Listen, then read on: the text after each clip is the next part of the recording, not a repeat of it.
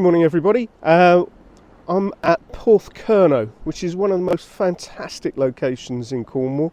It's right down, it's a couple of miles from Land's End, it's just on the south coast, and I've come down here for sunrise.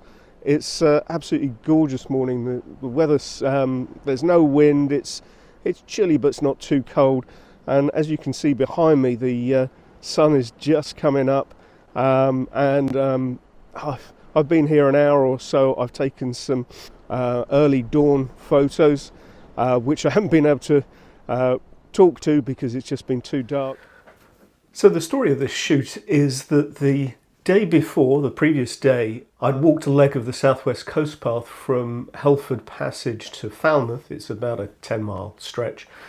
And I got back afterwards and I was tired and I ended up falling asleep about 9 o'clock in the evening, which is far earlier than I normally do. And I woke up at about 3:30. And the choice at that point was to turn over, go back to sleep, or maybe think about getting up and going out. To make that decision, I used the Clear Outside app on my phone to see what the weather and the cloud situation was going to be down at Land's End and that area. So let me walk you through the app for a second. So in the Clear Outside app, I've set it up to look at Penzance, which is sort of the closest location in this system to look at where I was looking to go to Porthcurno. And you can see in the app, along the time horizon, you can see when the sky is fully dark, when you get through blue hour, through golden hour, and then daytime. At the top here, it tells you the times when it's really dark, and so if it's clear, you may be able to do some astrophotography, and also sunrises and sundowns. Now for me, waking up around 3 o'clock that morning, I was looking down and it was quite similar. It was suggesting that there was no low cloud, no medium cloud, only high cloud.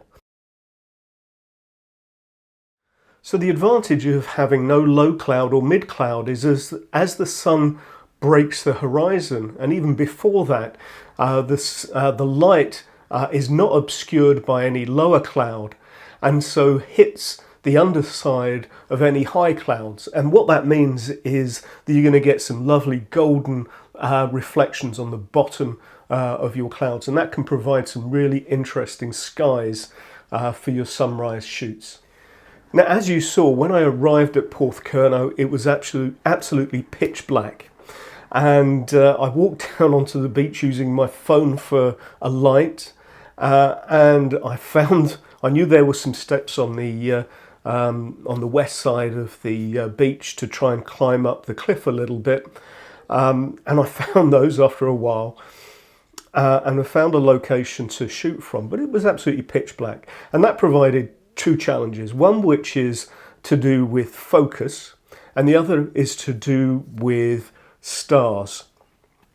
So the first challenge was around focus, and I talked about this in a previous video, which is when you don't have a strong light, but you know what you're shooting towards, you can estimate the distance from your camera to the main focal point and use the focus meter in your camera to establish a point of focus. And I did this. In this case, I knew I wasn't shooting anything very close to the camera and was shooting towards Logan Rock. And Logan Rock must have been 100 meters or more away across the bay. So I basically set the camera's focus to infinity. The next challenge is stars. It was absolutely clear when I arrived. The clouds were forecast to arrive a little bit later. So I was faced with trying to capture stars. The challenge was I wanted the stars to be static. Now, I'm not an astrophotographer, but I do know the rule of 500. The rule of 500 says that you divide 500 by the focal length of your lens. Now I'm using a crop factor, so I have to make an adjustment for that. But basically, if you're shooting 50mm on a full frame camera and you've got a 500 rule, you can use 100 seconds, no, you can get to 10 seconds before you start getting star trails. Now for my crop sensor, I was using a 10mm lens. That's the equivalent of about a 14mm, and divide that by 500, you get somewhere around 30 seconds. And so I had a set 30-second exposure. To be able to get that 30-second exposure, I was having to max out at 6400 ISO, but what that meant was that I got a very noisy photograph. Now I could justify the noise in the sky, but what I did was I then switched to a much lower ISO and used a 200-second exposure to expose the foreground and the bay, and then combined them in Photoshop, and I'll show you that. So we're over in Lightroom. This is the first image that I took of the night. It's a ISO 6400, 10mm, f4, and 30 seconds, and you can see if we zoom in that the stars are pretty static, but the image itself is incredibly grainy. So I took a second picture which was ISO 1250 and 120 seconds, a 2-minute exposure, and you can see here that this exposure has far less noise in it, but you notice that the stars are moving. So what I did was I opened the two images as layers in Photoshop, and then I put the cleaner image at the bottom and the noisier image above, and what I did is I added a layer mask, which is here, and if I turn off the bottom layer, you should see that this bottom layer, that this top layer is just taking in the sky and a tiny bit of the cliffside, the headland. And so when combined together, the majority of the foreground, all of the foreground, has the lowest amount of noise, and I've got the sharper sky, which I can do some noise reduction in Lightroom on that upper section, but it's a combination of the two. And here's the final image.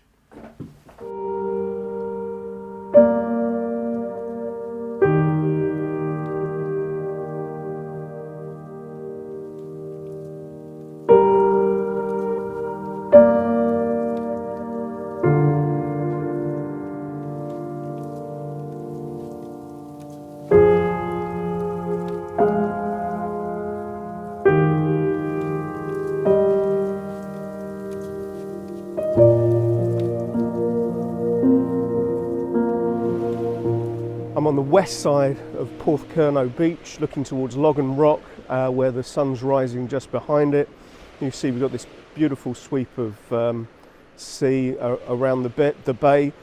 It's just past high tide, so the sea's coming all the way up, which is just what I wanted for this morning. And it's just lovely to be out. It's fantastic to see this and have it all to myself. This is the composition that I'm going for. It's focused on Logan Rock across the way there. That's this point over here.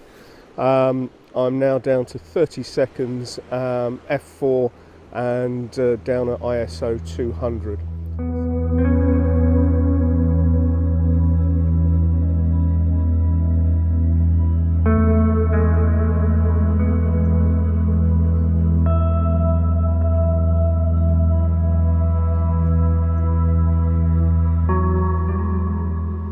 I don't know if you can see it up here. We now have this fantastic white cloud coming across, and it seems to be sort of mirroring the Logan's Rock and that headland. So I've gone for a vertical composition, and here you can see it. I'm now down at f11 and about 8 seconds, I think it is, and just makes for a really nice composition. You know.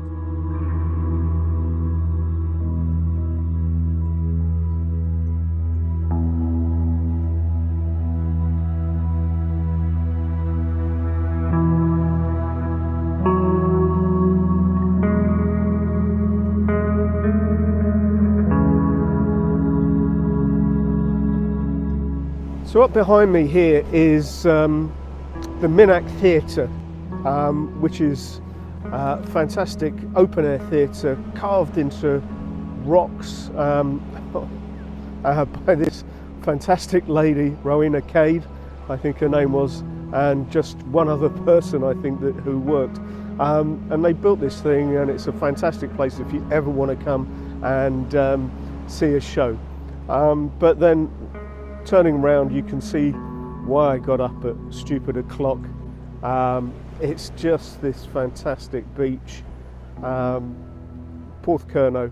If you've not been here before, if you don't know it, I'd suggest you come down. It's just a wonderful place. And now the sea is beginning to glow green and blue, and it's just fantastic. To coin a phrase, you can't get much better than this. I'm going to go down on the beach in a minute.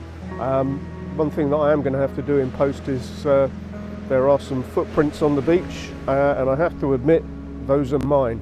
So sorry about that. So I now come down on the beach. It's much brighter now. I've put on a filter, an ND filter 6-stop, so I can get down to about a 4-second exposure. Although I've clambered over some rocks to get here, I know the tide's going out, so I know I'm not going to be cut off by the tide. This is the sort of shot I'm going for, waiting for the waves to come in.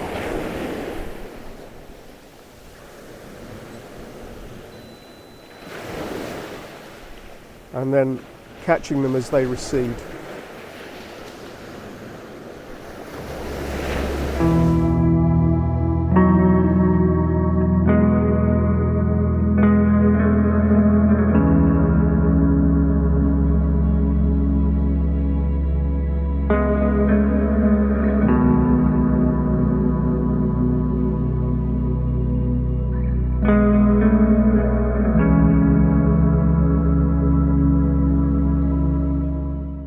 So what did we learn today?